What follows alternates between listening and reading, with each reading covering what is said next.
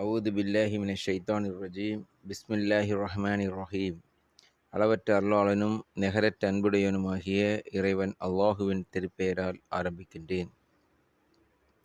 எவரேனும் தலாக்கு கூறப்பட்ட மனைவிகளிடம் தங்களுக்கு பிறந்த குழந்தைகளுக்கு தலாக்கு கூறப்பட்ட மனைவிகளை கொண்டே பால் ஊட்டுவதை முழுமையாக்க விரும்பினால், தாய்மார்கள் தங்களுடைய குழந்தைகளுக்கு அவை பிறந்ததிலிருந்து 2 ஆண்டுகள் வரை முழுமையாக பாலூட்டுவார்கள்.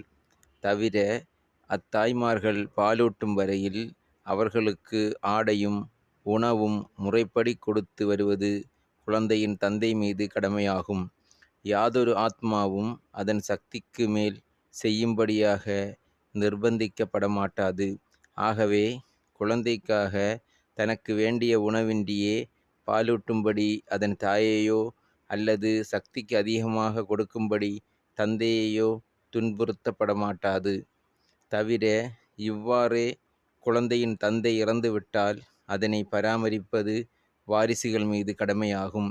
குழந்தையின் தாய் தந்தை இருவரும் ஆலோசனை செய்து குழந்தையின் பால்குடியை 2 ஆண்டுகளுக்குள் மறக்கடிக்கவோ அல்லது தாயை விட்டு குழந்தையை பிரித்து விடவோ நாடினால் அவ்வாறு செய்வது அவர்கள் மீது குற்றமல்ல.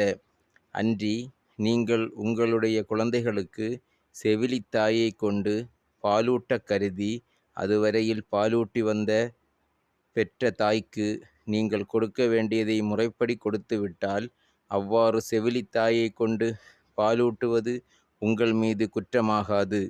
இவற்றில் நீங்கள் அல்லாஹுவுக்கு பயந்து கொள்ளுங்கள். நிச்சயமாக அல்லாஹு நீங்கள் செய்பவற்றை உற்று நோக்கினவனாகவே இருக்கின்றான் என்பதையும் உறுதியாக அறிந்து கொள்ளுங்கள்.